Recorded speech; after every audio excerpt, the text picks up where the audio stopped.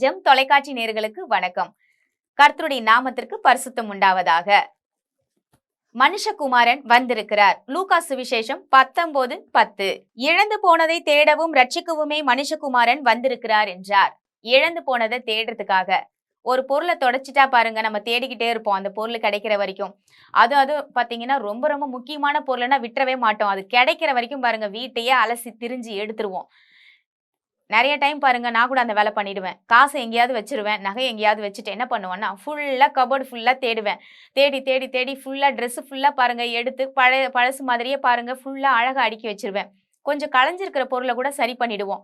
எப்படின்னா ஒரு பொருளை தேட போய் பாருங்க இன்னொரு வேலையும் நடக்கும். அப்படிதான் மனுஷகுமாரன் பாருங்க, அவர் நம்மை தேடுவதற்காக ரட்சிப்பையும் கொடுக்கிறார். மனுஷகுமாரன் இந்த உலகத்துல இயேசு எதுக்காக இங்க வந்தாருன்னா நம்மை ரட்சிப்பதற்காக, நம்மை காப்பாற்றுவதற்காக. அப்போ இழந்து போனதை தேட வந்துட்டாரு. என்ன இழந்துட்டாரு? உங்க பிள்ளைய நீங்க எங்கேயாவது தொலைச்சிட்டீங்கன்னா தேடுவீங்களா, தேட மாட்டீங்களா? அதாவது உங்க பிள்ளை தான் தப்பு செஞ்சிருக்கோம், தப்பு செஞ்சுட்டு உங்க பிள்ளை ஓடி போயிடுச்சுன்னு வச்சுக்கோங்க, நீங்க விட்டுருவீங்களா? உடனே போலீஸ் கம்ப்ளைண்ட் கொடுப்பீங்க. உடனே தெரிஞ்ச சொந்தக்காரங்க வீட்டுங்களுக்கு, அப்போ உங்களுக்கு தெரிஞ்ச ஃப்ரெண்ட்ஸுங்களுக்கு எல்லாருக்கும் ஃபோன் பண்ணுவீங்க. என் பிள்ளை அங்க வந்தானா கேட்டு சொல்லுங்க கொஞ்சம், அவன் இந்த சைடு தான் போனானா, இந்த சைடு தான் வந்தானா அப்படின்னு சொல்லி நம்ம என்ன செய்வோம்னா தேடுவோம். அப்படிதான் இங்க ஆதாம் பாருங்க, ஏதேன் தோட்டத்துல ஒரு தவறு செய்யறான். அந்த தவறின் மித்தமாக தொலைஞ்சு போயிட்டாரு.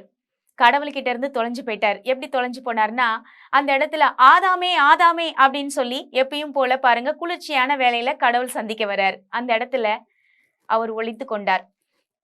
ஆதாம் பாருங்க ஒளிஞ்சுக்கிட்டார். ஏன் ஒளியணும்? பாவம் செய்த மனிதன் தான் ஒளியணும். இன்னைக்கும் நம்ம நிறைய பேரை பாக்குறோம் பாருங்க, ஒரு இடத்துல பணத்தை கொடுத்துட்டீங்கன்னு வச்சுக்கோங்களேன், போய் ஒளிஞ்சுக்குவாங்க. ஐயோ கேட்கறதுக்கு வந்துட்டாங்களே, என்ன செய்யறது? அதுவும் பிளான் பண்ணியே பணத்தை வாங்கிட்டாங்கன்னு வச்சுக்கோங்களேன். பிளான் பண்ணி இவங்க கிட்ட பணத்தை வாங்கிக்கிட்டு இழுத்தடிக்கலாம் அப்படின்னு ஒரு முடிவு பண்ணி வாங்கிட்டாங்கன்னா அதுக்கும் ஒரு பிளான் பண்ணி வைப்பாங்க. என்ன பிளான்னா, இவங்க காசு கேட்க வரும்போது நம்ம எங்கேயாவது ஒளிஞ்சுக்கணும், இல்ல வெளியே போயிட்டாருன்னு சொல்லுங்க, இப்படிலாம் சொல்லுவாங்க. இன்னைக்கு தெரியாம செய்யறவங்க நிறைய பேர் இருக்காங்க. ஒரு சூழ்நிலை நிமித்தமாக வாங்கிட்டு அதை கட்ட முடியாம உண்மையிலேயே கஷ்டப்படுறவங்க சில பேர் இருக்காங்க. ஆனா உண்மையாகவே பிளான் பண்ணி வாங்குறவங்க என்ன செய்யறாங்கன்னா, கரெக்டா வாங்கிட்டு பாருங்க, வாங்கும்போது தன்னுடைய கணவர் வந்து வாங்குவாரு. அதுக்கப்புறம் பின்னாடி வந்து என்ன சொல்லுவாங்கன்னா, அவங்க மனைவி சொல்லுவாங்க, யாரை கேட்டு நீங்க கொடுத்தீங்க? ஆனா பாத்தீங்கன்னா அந்த குடும்பத்துல நீங்க போய் பாத்தீங்கன்னா கணவன் மனைவி 2 பேருமே முடிவு பண்ணுவாங்க. ஸ்கூல் ஃபீஸ் கட்டணும், இல்ல இதுக்காக தேவை அதுக்காக தேவைன்னு 2 பேரும் முடிவு பண்ணிடுவாங்க. கடன் வாங்க போறதும் அந்த மனைவிக்கு தெரியும். ஆனா தெரியாது போல இருந்துருவாங்க. இவங்க சொல்லுவாங்க, என் மனைவிக்கு தெரியாம நான் கடன் கேட்கறேங்க, நான் கரெக்டா நியாயமா நடந்துக்கிறேன் அப்படின்னு சொல்லுவாங்க. ஆனா கொடுக்காத பட்சத்துல பணம் கொடுத்தவங்க போய் அந்த இடத்துல கேட்கும் போது என்ன சொல்லுவாங்கன்னா, இல்லங்க பணம் வந்து எங்க வீட்டுக்காரர் கேட்காம, நீங்க என்ன கேட்காம என் வீட்டுக்காரர் கொடுத்துட்டீங்க, எனக்கு அதை பத்தி தெரியாது அப்படின்னு நழுவாங்க. ஆனா இந்த உலகத்துல பாருங்க, இன்னைக்கு இழந்து போனதை தேட வந்திருக்கார். இழந்துட்டார். பணத்தை ஒருவேளை இழந்து போய் இந்த நிகழ்ச்சி பார்த்துட்டு இருக்கீங்களா? உங்க குடும்பத்துல இருக்கிற உறவினர்களை இழந்து போய் பார்த்துட்டு இருக்கீங்களா? உங்க குடும்பத்துல நீங்க எதெல்லாம் ஆசையா வாங்கி வச்சீங்களோ அத்தனை பொருளுமே இழந்துட்டமே, இனி வாழ்க்கையில இதெல்லாம் சம்பாதிக்க முடியுமா? வயசாயிடுச்சுன்னு நினைக்கிறீங்களா? எல்லாத்துக்குமே ஒரு முடிவு இருக்குங்க. இழந்து போனதை குமாரன் எப்படி நமக்காக மீட்டு கொடுக்க, ரட்சிக்க, காப்பாத்துறதுக்கு வந்தாரோ, அதே போல உங்க வாழ்க்கையில நீங்க இயேசுவை ஏற்றுக்கொள்ளும் பொழுது அவர் உங்க வாழ்க்கையில எதெல்லாம் நீங்க இழந்திருக்கீங்களோ அது எல்லாம் மீட்டு கொடுப்பார். நீங்க விசுவாசம் மட்டும் வச்சா போதும். விசுவாசம் தாங்க பெரிய சொத்து. ஒரு கிறிஸ்தவ மக்களுக்கு என்ன சொத்துன்னு பாத்தீங்கன்னா விசுவாசம் தான். அந்த விசுவாசம் வேற, நம்பிக்கை வேற. நம்பிக்கை வைக்கிறது வந்து பாத்தீங்கன்னா, ஒரு மனுஷன் மேல எனக்கு ஒரு நம்பிக்கை வரும், இவர்கிட்ட போனா பணம் கிடைக்கும் கிடைக்காதுன்னு. அப்போ அது வேற. நம்பிக்கை என்பது வேற.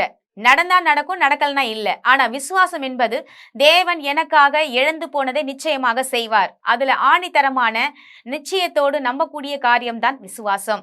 அப்படிதான் பாருங்க, இந்த உலகத்துல பணம் வாங்கினவங்க பணம் கொடுக்கிறவர்களுக்கு சில வேலைகள்ல பாருங்க ஒளிஞ்சிக்கிறாங்க.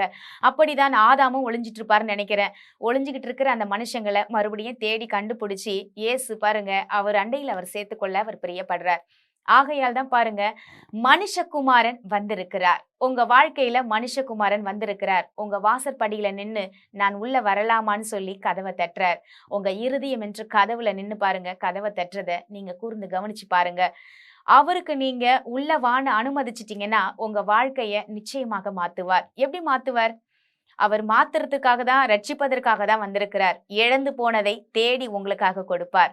அவர் காப்பாற்றுவார், உங்களை நடத்துவார், உங்களை போஷிப்பார். இதுல எந்த ஒரு மாற்றமும் கிடையாது. உங்க வாழ்க்கையில பெரிய காரியங்களை அவர் செய்வதற்காக தான் மனுஷகுமாரன் வந்திருக்கார். நம்ம மனுஷகுமாரனை இன்னைக்கு அழைப்போமா? இத்தனை நாள் பாருங்க இயேசுன்னு என்று சொல்லியிருக்கிறோம், இத்தனை நாள் பாருங்க தேவகுமாரன் என்று சொல்லியிருக்கோம். ஆனா இன்னைக்கு மனுஷகுமாரன் என்று சொல்லுவோம். இன்னைக்கு மனுஷகுமாரனை அழைத்து நீங்களும் நானும் வாழ்க்கையில வெற்றி பெற வேண்டும். எங்கள் அன்பும் இரக்கமும் நிறைந்த நல்ல தகப்பனே, நாங்கள் உம்மண்டையில் வருகிற சுவாமி. மனுஷகுமாரன் வந்திருக்கிறார். இன்னைக்கும் ஆண்டவரே எங்க வாழ்க்கையில மனுஷங்க மூலமாகவும் ஆண்டவரே நேரடியாகவும் ஒவ்வொருத்தருக்கு ஒவ்வொரு காட்சி மூலமாகவும் சொப்பனத்தின் மூலமாகவும் தரிசனத்தின் மூலமாகவும் நீர் ஆண்டவரை வந்திருக்கிறீர். மனுஷகுமாரனை ஆண்டவரை நாங்கள் ஏற்றுக்கொள்ளும் பொழுது இழந்ததை தேட நீங்க எப்படி வந்தீங்களோ, இழந்து போன பிள்ளைங்களை, தன்னுடைய உண்டாக்கின பிள்ளைங்க பாவத்துல போயிடக்கூடாது, இனி வாழ்க்கையில அவர்கள் நரகத்துக்கு போயிடக்கூடாதுன்னு மீட்டுக்கொள்ள மனுஷகுமாரன் வந்தீங்க. அதை போல நாங்கள் ஆண்டவரை உம்மை நாங்கள் நேசிக்க, எங்களை மீட்டு கொள்ள ஒருவர் இருக்கிறார் என்று நாங்கள் நம்பி உம்மண்டையில் நாங்கள் வர எங்களுக்கு உதவி செய்யுங்க இயேசப்பா. இந்த நேரத்தில் ஆண்டவரே இந்த தொலைக்காட்சியை பார்த்து கொண்டிருக்கிற ஒவ்வொரு ஜனங்களுக்காக நாங்கள் செபிக்கிறோம். அவர்களை ரட்சிப்பதற்காக தான் இயேசு ஆண்டவரே இந்த உலகத்தில் வந்தீர். மனுஷகுமாரன் வந்திருக்கிறார். அவர் இயேசு, அவர்தான் தெய்வம், அவர்தான் ஒரே பேரான கடவுள், ஒரே பேரான குமாரன் என்று சொல்லப்பட்டிருக்கிறது. எல்லாவற்றிற்கும் மேலாக நன்மை செய்வதற்காகவே நீர் சுற்றி திரிந்தீர் என்று நாங்கள் வேதத்துல பார்க்கிறோம். நன்மை செய்வதற்காக இன்னைக்கும் ஆவியானவரே எங்க கூட இருக்கீங்க. எங்களுக்கு உதவி செய்யுங்க, எங்களை பலப்படுத்துங்க. உங்களுடைய இரத்த கோட்டைக்குள்ள மூடி மறைத்துக் கொள்ளும்படியாக நாங்கள் செபிக்கிறோம் ஜீவனுள்ள நல்ல தகப்பனே, ஆமேன். கர்த்தர் நம் அனைவரையும் ஆசிர்வதிப்பாராக. God bless you.